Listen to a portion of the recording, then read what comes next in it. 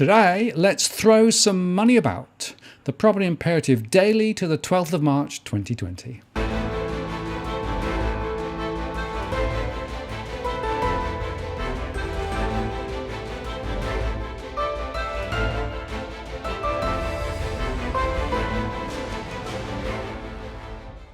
Hello again, it's Martin North from Digital Finance Analytics. Welcome to our latest post covering finance and property news with a distinctively Australian flavour. Given the current market gyrations, we're going to examine the latest critical data each day because a week is a long time in politics, but a lifetime on the markets at the moment. And the markets were down again thanks to a bundle of announcements from around the world in the past 24 hours. Bank stocks were on the nose also. And the Aussie US dollar is now down again. So the ASX 100 closed down 7.35% to 4,402. The financials index fell 8.1% to 4,550, and the volatility index fell 35.87% to 2298. ANZ fell 7.79% to 1858. CBA fell 7.52% to 6422. NAB fell 7.48% to 1848. And Westpac fell 8.19% to 1804. The regionals were not much better, with Bank of Queensland down 5.09% to 591. Bendigo was down 5.72% to 650.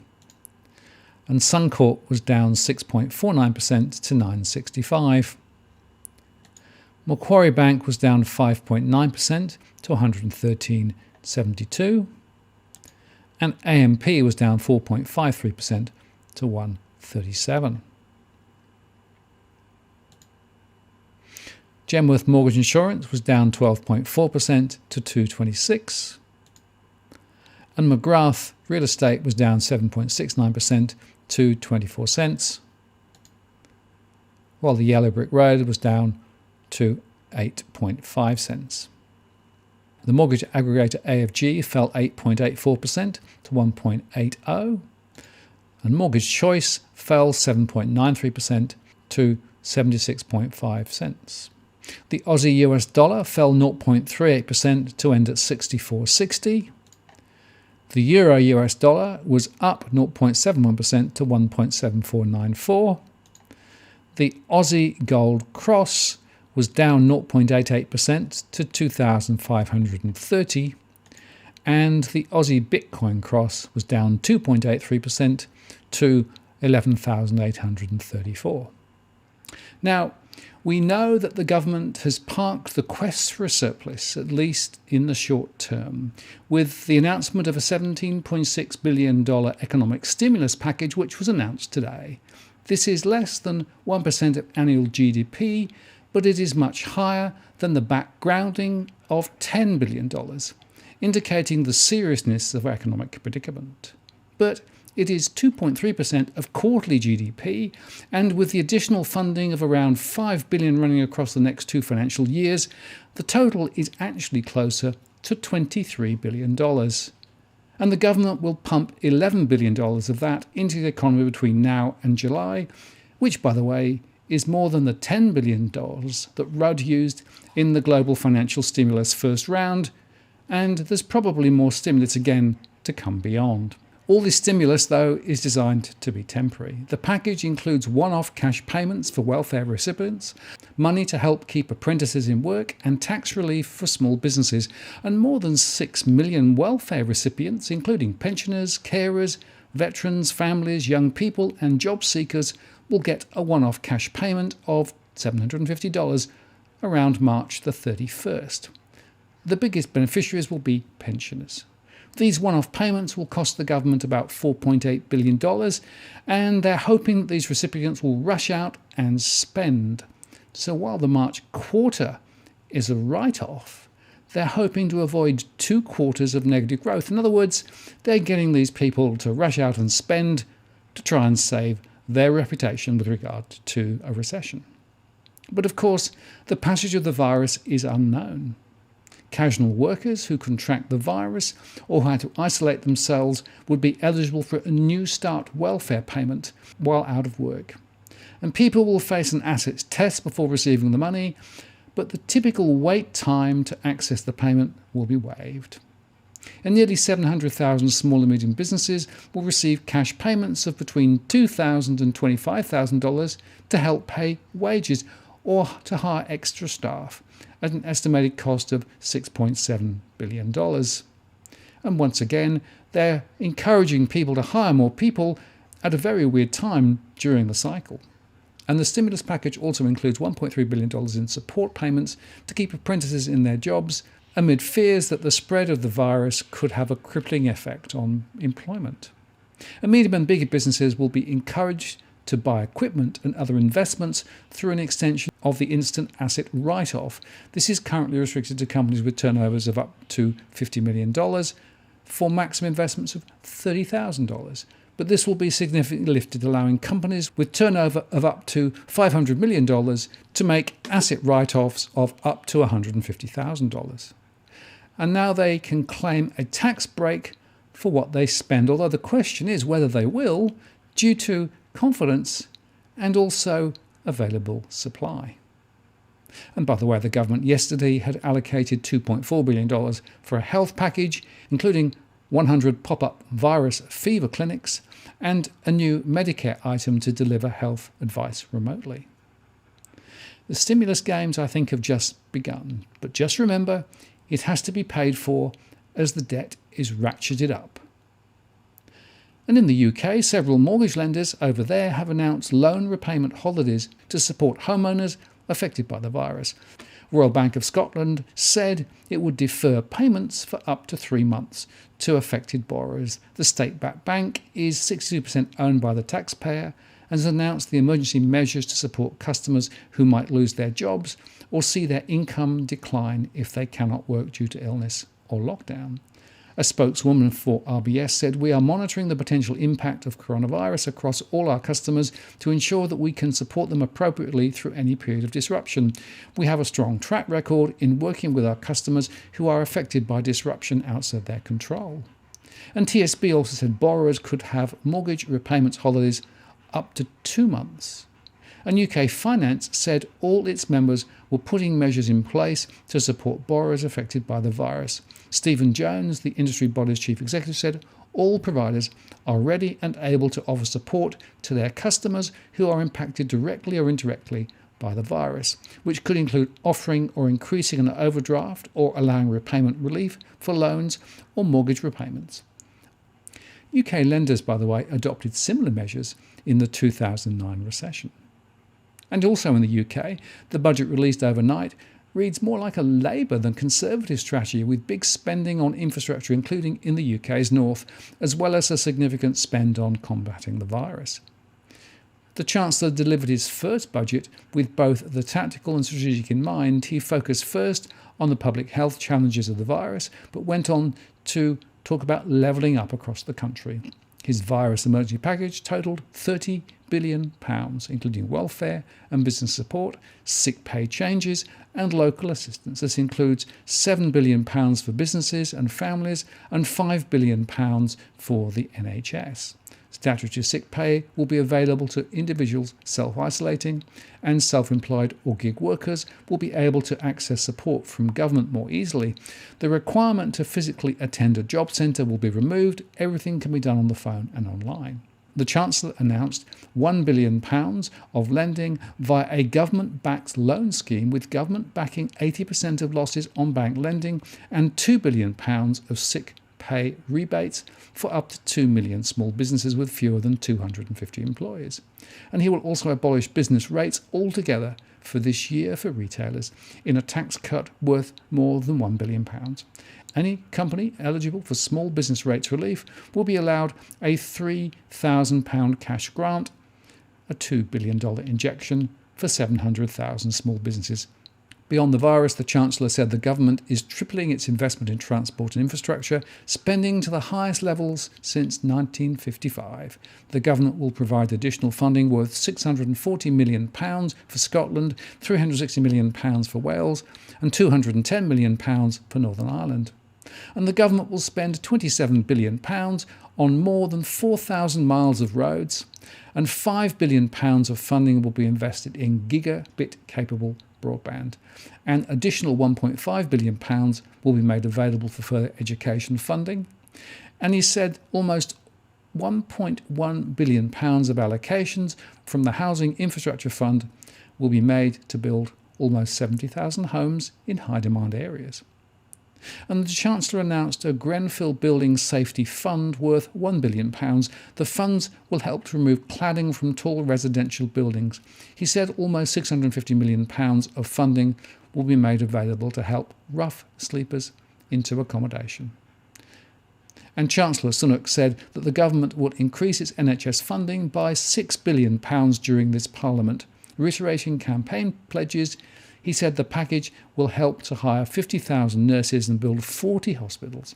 And the Chancellor announced the NHS surcharge for people from overseas will increase to £624. As a result, the Chancellor forecast growth before the coronavirus hit of 1.1% in 2020, then 1.8%, 1.5%, and then 1.3%, and then 1.4% in the following years, already lower than expected in earlier forecasts. So growth has been downgraded before the virus impact. And government borrowing as a percentage of GDP will be 2.1% this year, then will rise to 2.4% in 2021, 2.8% in 21-22, and then fall to 2.5%. And then 2.4%. And overnight, the Bank of England cut the UK cash rate by 0.5% to 0.25%, and they announced that the bank's liquidity buffer would be cut to zero, and also announced extra funding for banks to lend to businesses, all in response to the virus. The Prudential Regulatory Authority said that the banks should not increase dividends or other distributions such as bonuses in response to these policy actions. The bank, they said, is coordinating its actions with those of the HM Treasury in order to ensure that initiatives are complementary and that they will collectively have maximum impact. The bank continues to coordinate closely with international counterparts, they said. Although the disruption arising from the virus could be sharp and large, it should be temporary, they said. Such economic disruption should have less of an impact on the core banking system than recent stress tests run by the banks have shown the system can withstand. Those stress tests demonstrated that banks would be able to continue to lend to businesses and households even while absorbing the effects of substantial, prolonged economic downturns in both the UK and the global economies, as well as falls in asset prices much larger than experienced in recent weeks.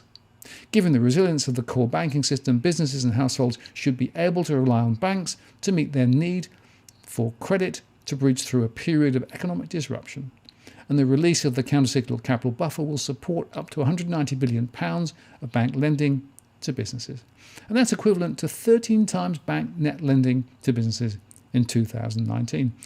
And major UK banks are well able to withstand severe market disruption.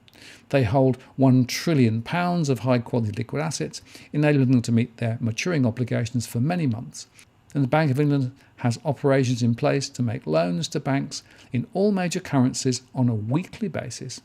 Banks have pre-positioned collateral with the Bank of England, enabling them to borrow around £300 billion through these facilities. And over in the US, President Trump is suspending flights from Europe for the next 30 days because of the virus, a decision likely to ripple through the global economy. The president said such travel restrictions would apply to trade and cargo, but the White House later clarified that goods from Europe would still be able to enter the country. Trump said he will soon be taking emergency action to provide financial relief targeted at workers who are ill, quarantined, or caring for others due to the coronavirus, without specifying how he would do so.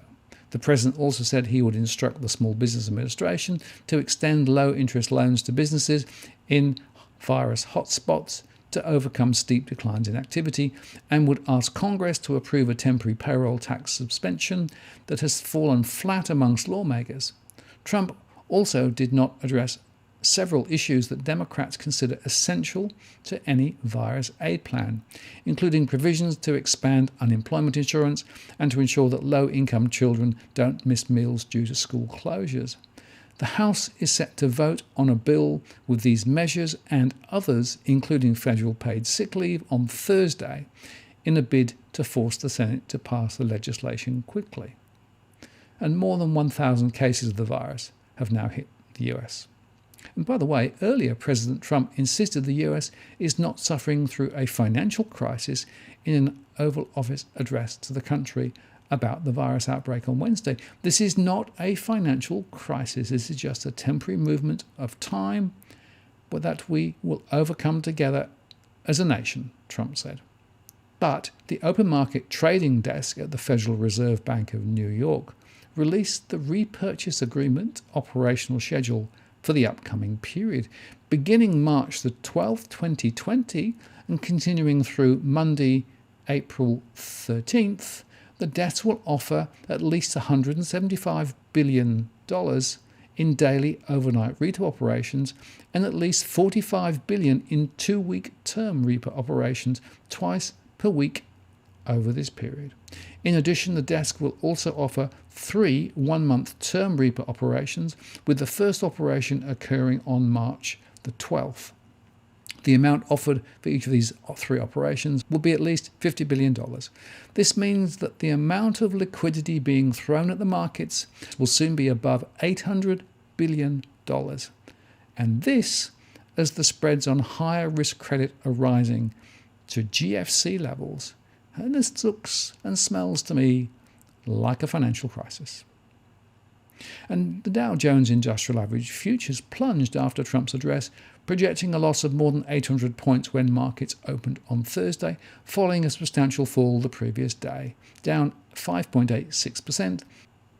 And also in the US, the CME Group announced on Wednesday night that it would close its Chicago trading floor in a precautionary move due to the virus outbreak. CME Group said its exchanges offer the widest range of global benchmark products across all major asset classes based on interest rates, equity indices, foreign exchange, energy, agricultural products and metals. The company offers futures and options on futures trading through the Globex platform, fixed income trading via Brokertech, and foreign exchange trading on the EPS platform. The closing will take effect on Friday at the close of business, CME said, noting that no virus cases have been reported at the Chicago Board of Trade trading floor so far. CME said floor traders in Chicago will receive an additional Q&A on Thursday related to the execution of certain floor products, procedures and protocols, and other floor-dedicated practices. Presumably, trading will continue via electronic platforms despite the shutdown of the physical floor, but speculation has been running about this. And CME's announcement comes after several companies advised employees to work from home in an effort to prevent contagion from the virus. And this would make CME the first major US exchange to close a trading floor due to concerns over the virus. The New York Stock Exchange is taking precautionary measures as well, working to separate traders and other employees, according to a Reuters report. And back in Australia, the Real Estate Industry of Australia CEO issued a statement saying, "Representing the real estate industry, I attended a large gathering of business and government people in Sydney last night.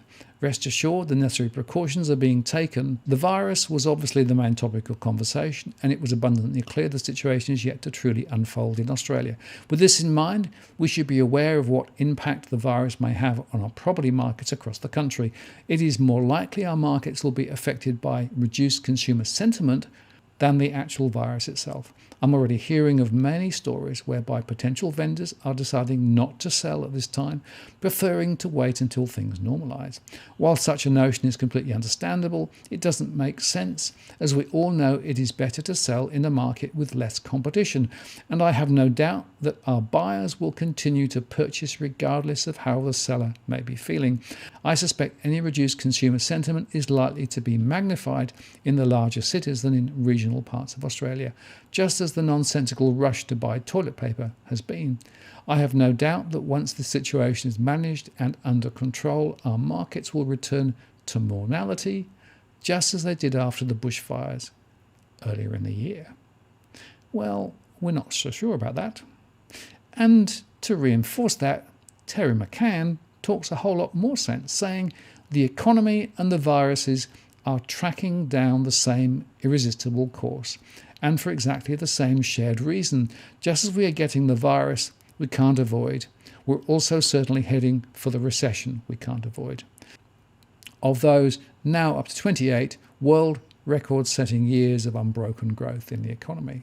That's a claim which had been looking very dodgily over the past few years anyway, as overall growth in the economy has been propped up by ridiculously high immigration-driven population growth and ever bigger property and construction bubbles. Not so much a case of build it and they will come, in those once famous words of Kevin Costner in Field of Dreams, but instead bring them in and we will have to build it. On a per capita basis, the only basis that can deliver real wage increases and sustainable rising living standards, we've actually been struggling to grow much at all for most of the years since the global financial crisis. It's been an economic Ponzi scheme. And now the virus is destroying it, and there is nothing that either the government or the Reserve Bank can do to stop it. That is exactly also the case with the virus itself. And Roy Morgan reported that in February over 1.17 million Australians were unemployed. That's 8.3% of the workforce, with an additional 1.27 million, or 9% of the workforce, now underemployed. The workforce in February was a record high of 14,087,000, comprised of 12.9 million employed and 1.1 million unemployed Australians looking for work. The total includes an annual increase of 621,000. The growth has been driven by a significant increase in employment compared to this time a year ago. The number of Australians in employment was up a large 739,000 from a year ago to 12.9 million in February 2020. This was driven by a significant increase in full-time employment of 514,000 to 8.6 million and an increase of 225,000 in part-time employment to 4.1 million. Unemployment dropped 118,000 on a year ago to 1.1 million, and the unemployment rate was down 1.3% to 8.3%. Australians working part-time and looking for work, however, increased to 9% of the workforce, or 1.2 million people, up 113,000 or 0.4%. And Roy Morgan's unemployment figure of 8.3% for February is higher than the current ABS estimate for 2020 of 5.3%. Roy Morgan's underemployment estimate of 9% was also marginally higher than the current ABS underemployment estimate of 8.6%. So if we put all that together, we can see that around the world, governments are throwing money at the problem in an attempt to try and stave off recessions. In Australia, we are doing precisely the same, although I think the stimulus was probably relatively misdirected. And unfortunately, I don't think it's going to have a huge significant effect, because essentially the genie is now out of the bottle, and over the next few months we're going to see significant downward pressure on the economy. And the hope that somehow magically property prices will stay high in the midst of all this bad news seems to me, well, a pipe dream at very best.